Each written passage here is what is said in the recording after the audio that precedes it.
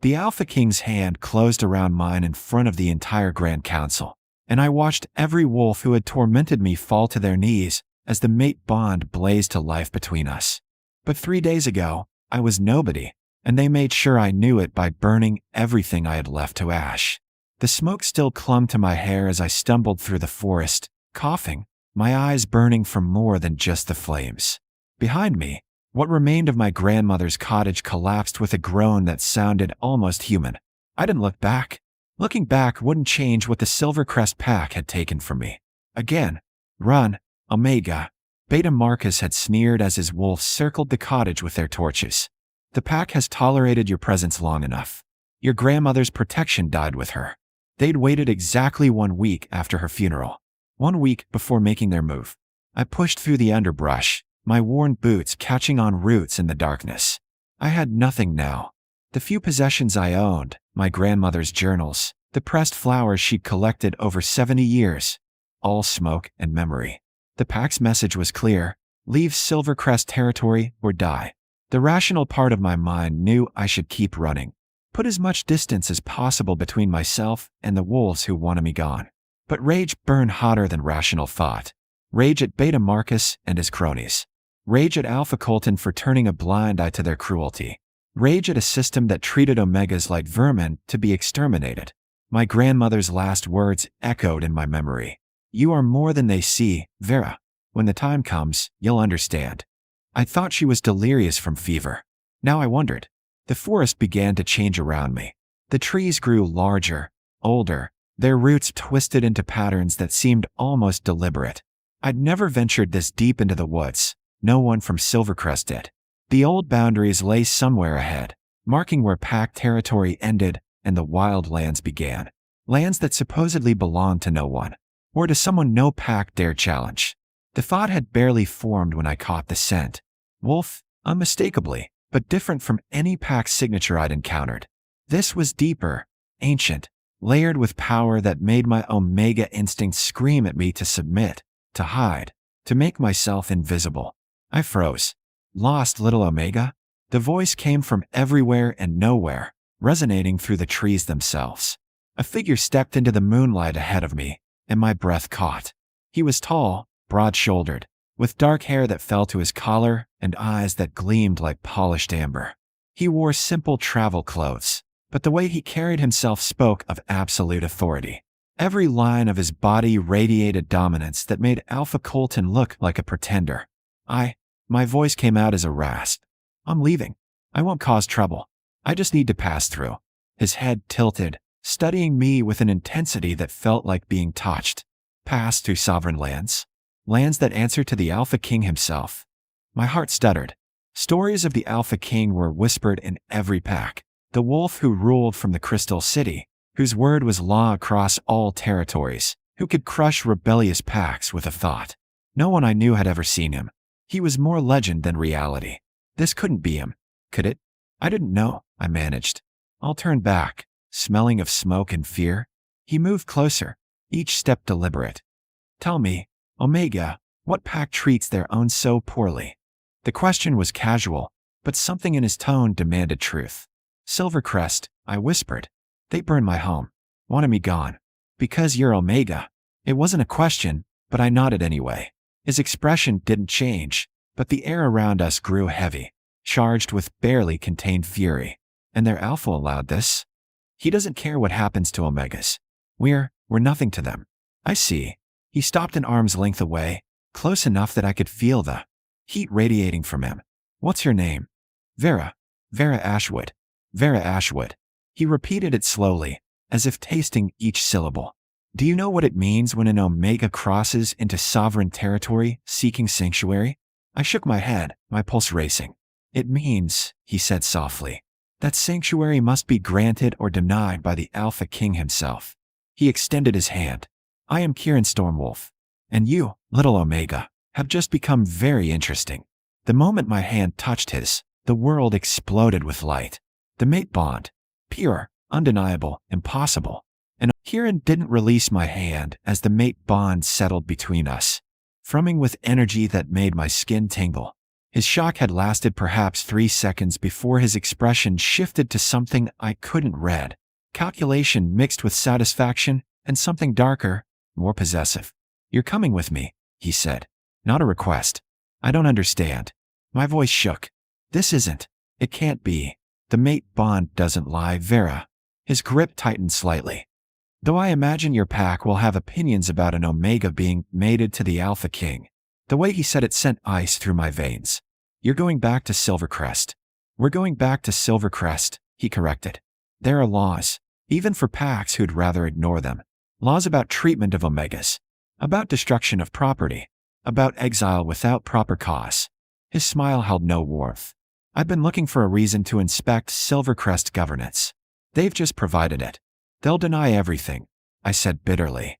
"It's my word against theirs, and I'm nobody. You were nobody." The interruption was gentle but firm. "Now you're the Alpha King's mate. That makes you the most important wolf in any room you enter." The concept was so absurd I almost laughed. Almost. But the bond didn't lie, and through it I could feel his certainty, solid as bedrock. "I need you to trust me," Kieran continued. "Can you do that?" Trust him? I'd met him 5 minutes ago. But the mate bond whispered that he was mine, that he would protect what was his, that this man had never broken a promise in his life. "Yes," I heard myself say. His smile softened into something genuine. "Good. Then let's go remind Silvercrest Pack what happens when they forget who rules these lands." We reached the pack compound by dawn. Kieran had shifted into his wolf form, a massive creature of midnight black that dwarfed any wolf I'd ever seen, and insisted I ride. The journey that had taken me hours fleeing took less than one returning. The compound stirred as we approached. Wolves emerged from houses, their morning routines interrupted by the sight of an enormous black wolf carrying an Omega on his back. I saw confusion, then recognition as they spotted me, then alarm. Beta Marcus was among the first to intercept us, flanked by his enforcers. "Vera Ashwood, you were ordered to." He stopped mid-sentence as Kieran shifted, standing before him in human form with casual dominance that made Marcus stumble backward. "You were saying?" Kieran's voice was silk over steel. "Something about orders given to an Omega? In whose authority? Who?" Marcus's face had gone pale. "Who are you?" "Kieran Stormwolf." He let the name hang in the air, watched recognition and terror bloom across Marcus's expression. "Alpha King, I'm here to discuss your pack's treatment of Omegas. Specifically, the burning of property and forced exile without trial." "That's not." "She's lying. I can still smell the smoke on her," Kieran said quietly. "Would you like to continue claiming she's lying?" Marcus's mouth opened and closed silently. Around us, more wolves had gathered, including Alpha Colton, who pushed through the crowd with irritation that transformed to shock when he saw who stood in his territory. "Your Majesty," Colton managed, dropping to one knee. "We weren't informed you were visiting, because it's not a visit. It's an investigation." Kieran's gaze swept the assembled wolves. "Under territorial law, all pack members, including Omegas, are entitled to protection and due process." "Who ordered the burning of Vera Ashwood's property?" The silence stretched too long. "I did," Marcus finally said, lifting his chin with defiance. "She's Omega. She has no rights. She has every right I grant her." Kieran interrupted. "Which, as of last night, includes the right to be acknowledged as my mate." The pronouncement hit like a thunderclap. Wolves gasped. Colton's face went white. Marcus looked like he might be sick. "That's impossible," Colton breathed. "She's Omega, the mate bond. Doesn't care about rank." Kieran extended his hand to me, and I took it, feeling the bond pulse with warmth. "It only cares about truth. And the truth is that Vera Ashwood is under my protection now. Any harm done to her is harm done to me." He let that sink in before continuing. "Here's what's going to happen. The wolves responsible for burning her property will face judgment. Silvercrest Pack will compensate her for her losses. And your beta," his gaze fixed on Marcus, "will be stripped of rank for abuse of authority." "You can't," Marcus started. "I can." The air grew heavy with Alpha command. "I'm the Alpha King. I can do anything I want. The question is whether your Alpha will accept my judgment gracefully, or whether Silvercrest Pack needs new leadership entirely." Colton paled further. "We accept your judgment, Your Majesty." "Good." Kieran's expression remained cold. You have 1 week to make reparations and implement new Omega protections. I'll be sending inspectors to ensure compliance." The week passed in a blur that still didn't feel real. Kieran had taken me to the Crystal City, the seat of his power, where I'd been installed in rooms that were larger than my grandmother's entire cottage. Servants treated me with deference that made me uncomfortable. Courtiers whispered behind their hands about the Omega Queen. But through it all, Kieran remained steady, teaching me pack politics, introducing me to his inner circle, showing me patience I didn't deserve as I stumbled through royal protocols I'd never dreamed of needing. "You're doing it again," he said now, pulling me from my thoughts. We stood on a balcony overlooking the city, the evening before we were to return to Silvercrest for the Grand Council session. "Doing what?" Doubting. His arms slipped around my waist, the mate bond humming contentedly at the contact. "Thinking you don't belong here." "I don't," I said quietly. "A month ago I was nobody." "Stop." He turned to face him. "You were never nobody, Vera. Silvercrest couldn't see your value. That's their failure, not yours. But Omega is a rank, not a worth." His hands cupped my face. "You survived years of abuse and neglect. You walked into unknown territory rather than give up. You faced down wolves who terrify you because it's the right thing to do. That's not weakness. That's strength they were too blind to recognize." Tears burned my eyes. What if the council doesn't accept me? Then the council learns what happens when they question the mate bond. His thumbs brushed away the tears that fell. "But they will accept you, Vera, because you're going to stand before them tomorrow not as the Omega Silvercrest threw away, but as the woman the Alpha King chose. And when they see you through my eyes, they'll see what you see. They'll see what you are." He pressed his forehead to mine. "The question is, when do you start seeing it?" The next evening, we stood before the Grand Council. Representatives from every major pack gathered in Silvercrest's Great Hall at Kieran's command.